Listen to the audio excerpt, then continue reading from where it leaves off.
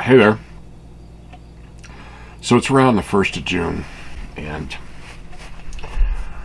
at this point, I am afraid for my friends and for those that are going to suffer now because of this proclamation that the Trump has made. That suddenly now he's going to send he is going to order a military action against American citizens on American soil.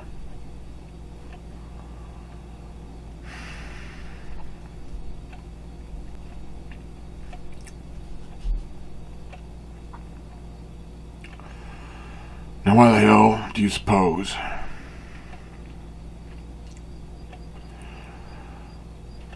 I mean, is that, how presidential is that really? I mean, that's someone that does that. That's the logic of a mind that is under siege, to where they think that the woodwork is out to get them. And you can see that Trump probably does think that. I mean, he's a Breitbart guy and all that kind of crap. So that's what's really in his mind, is that kind of excessive hysteria, probably. So he says he's gonna, I think he's threatening martial law, probably, is what he's really going at with that. And the thing about that, though, is there's a lot of legal hurdles to overcome. You just can't declare martial law on a federal level. For what, the entire country or just certain regions? And what's the proof that suddenly the judiciary cannot convene? Well, maybe with 200 incompetent judge appointments, I suppose. That probably would crash the fucking judiciary, wouldn't it? Anyway, I want to show you this here. This here is a Greek fisherman's hat. And look at what's on there. That's a button that I put on there and see what it says. Never again. Never again. See, but the thing is it's a Nazi swastika with a line through it, meaning basically, never again. No fascism, ever again. That's the very, kind of like the definition of Antifa, is that it's anti-fascist.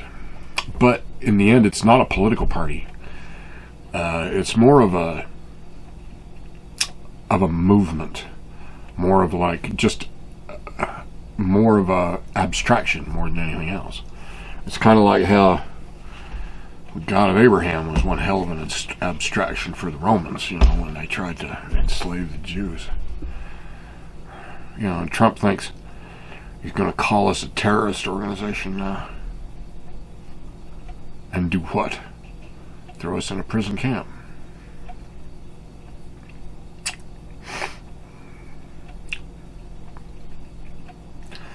He walks from the White House across the street to some church, right?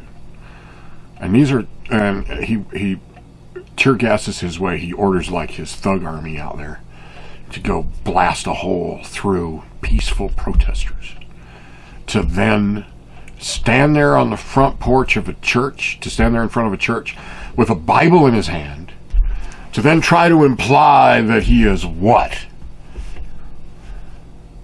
To try to imply that he is what? See, to try to appeal to the white evangelical who is interested in power, political power, and to set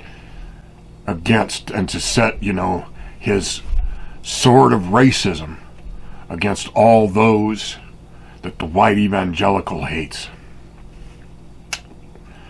Somehow he thinks if he only appeals to that group, that's all he's got to do to get elected.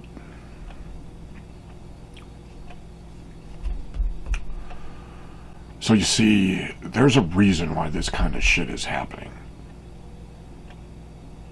A very good one. Proof that there is a God. And this God isn't about having Trump's back in any way at all. Because you see, we are the land of the haves that has turned its back on the have-nots. That God sends us to justify our wealth. So, I'm glad this is happening. I really am. I'm glad it's happening. Because it's the necessary change. It's the forces of change that are upon this society that are ultimately driven by the will of a God that does not govern. Because this is creation of a society that God shall one day come to live among. He shall one day join us in society. Sorry, this light's kind of flashing there for a minute.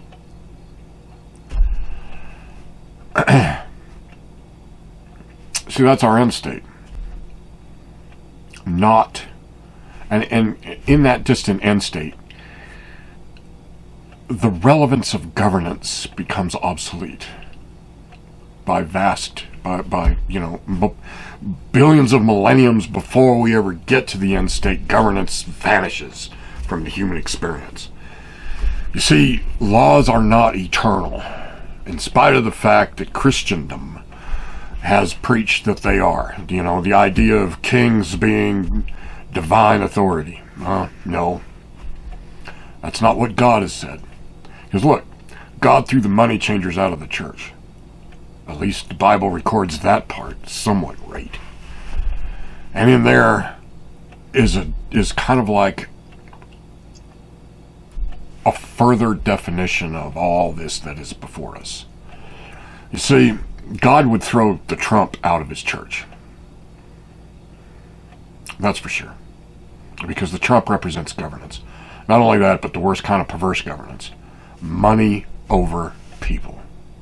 Money over, and, property over people. I've got a lot of friends. Well, not a lot of friends. I don't have a lot of friends.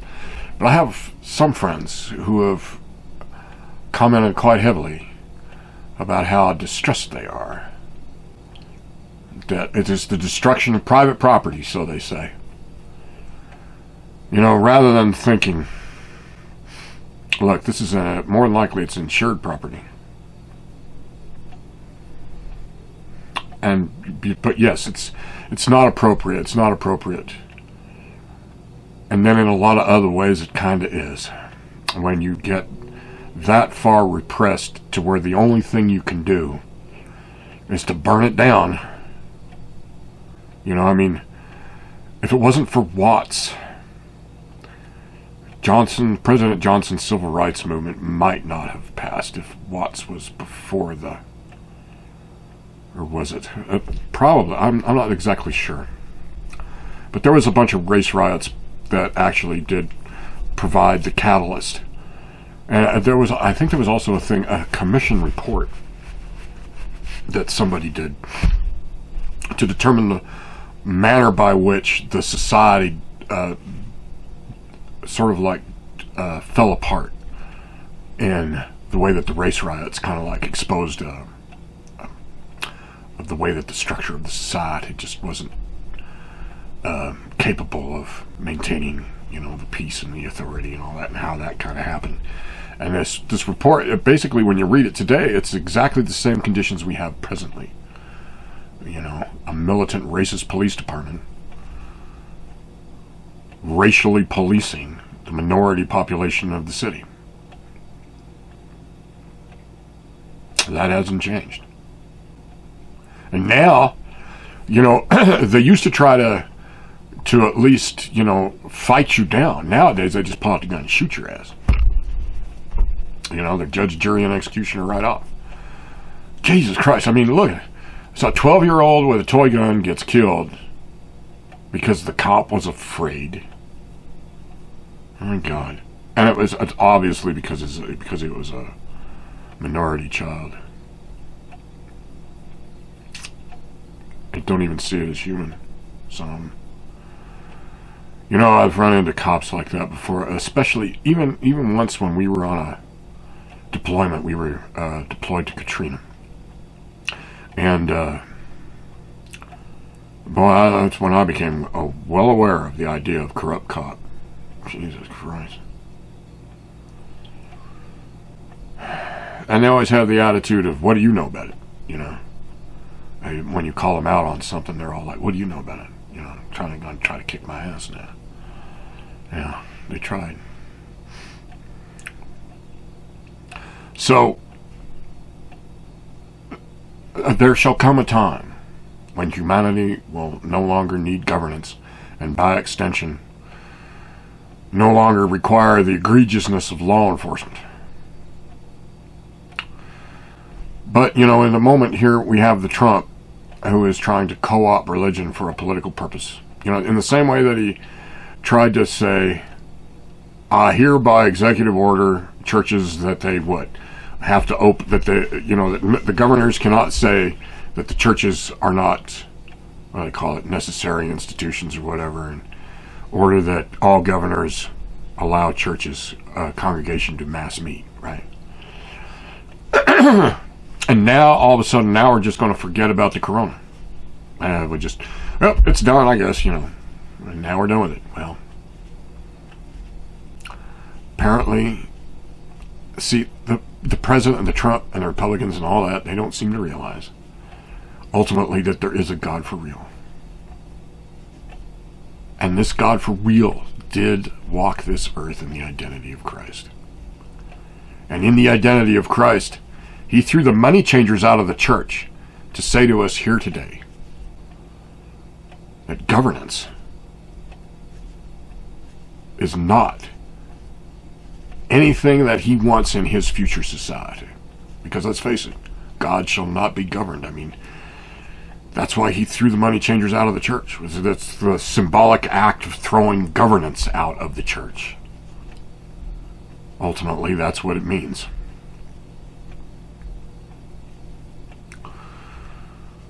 So God's pretty clear on the point. I mean, let's face it. God shall not be governed. That's a certainty. And that's why God shall not live among us until we arrive at that future state when we are created enough in society to be able to be equal to him in his divine state as a God, to where we then are equally as divine representations of that state of divinity, of what God is about, the idea of the divine being. And to be in a society of divine beings is how God wants to be. In equality, see? Which means no governance. The very fact of laws and law enforcement and cops is they are the physical enforcement of inequality in a stratified society of inequality, repression. You know, the most disgusting thing I've seen recently, I think it was Boston or somewhere, where the cops, to enforce a curfew, were walking down neighborhood streets and opening fire on people as they were on their porches, telling them, get inside, and they were shooting at them. Empowered by the Donald Trump, who has now declared war against us. Those of us who believe in equality. The eventual end state of humanity is a society of divine beings equal to each other in our diversity.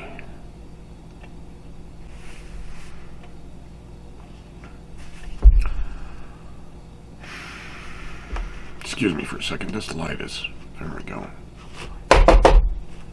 There, that's better. It was actually starting to flash pretty big, you know. So, you know, it really gets to me sometimes how the Trump is.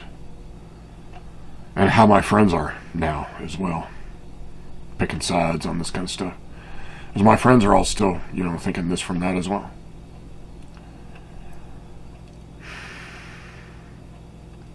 But one thinks from hate, and one thinks from the passion of endless victimization.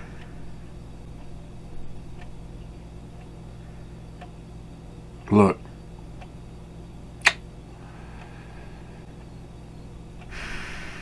the toughest time the supremacist has is when they arrive upon the plane of death free of body. To then realize that they are everything that they have hated. It's quite the humbling experience for them. But as God does not govern,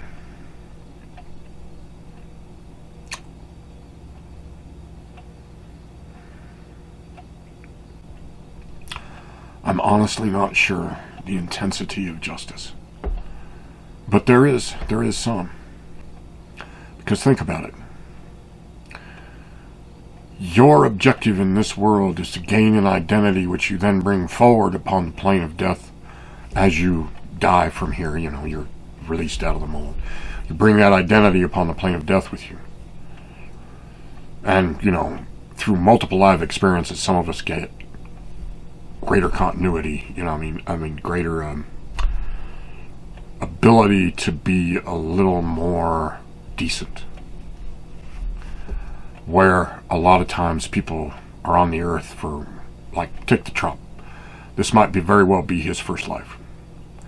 He arrives upon the plane of death, and, this is the God of Abraham kind of thing. This is more than what was simply represented in the physical being that was Christ.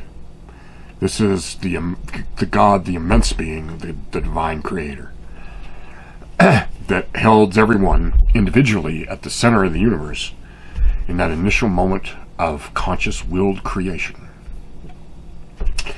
And so the Trump brings this identity that he is the Trump with him upon the plane of death before God. Okay?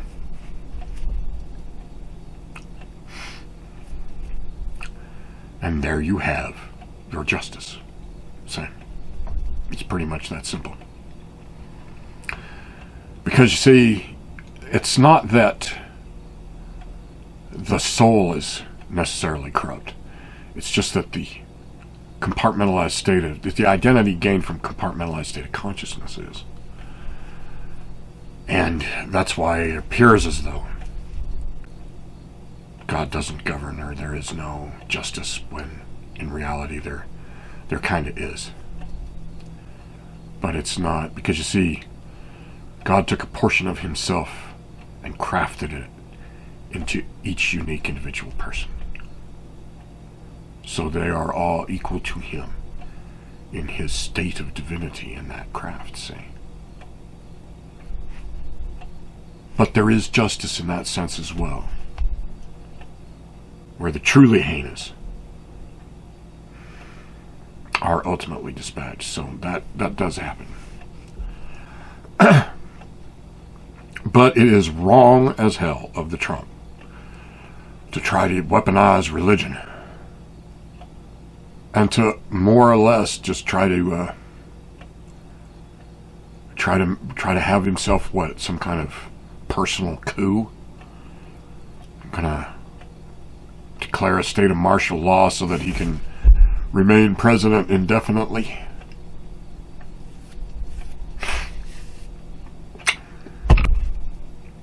Couldn't believe y'all elected him anyway. And now you got the virus on your ass as well as a bunch of other shit. And this isn't going to stop. I imagine God has probably lined up a couple more severe ass things.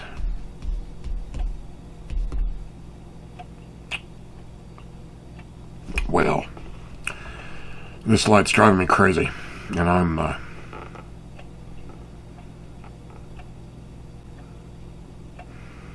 don't know why the hell I even bothered.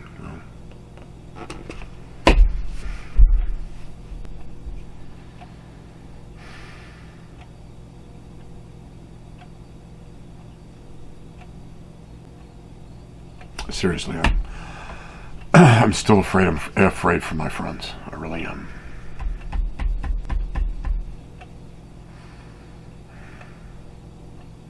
But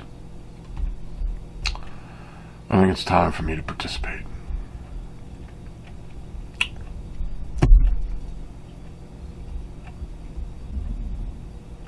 So with that then,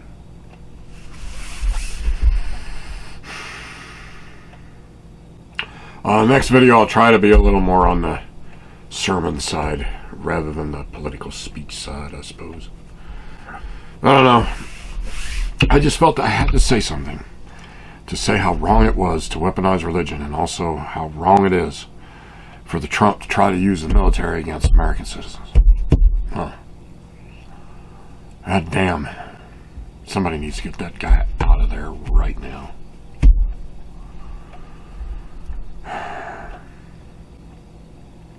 Well, it's one for the fucking history books, that's for sure.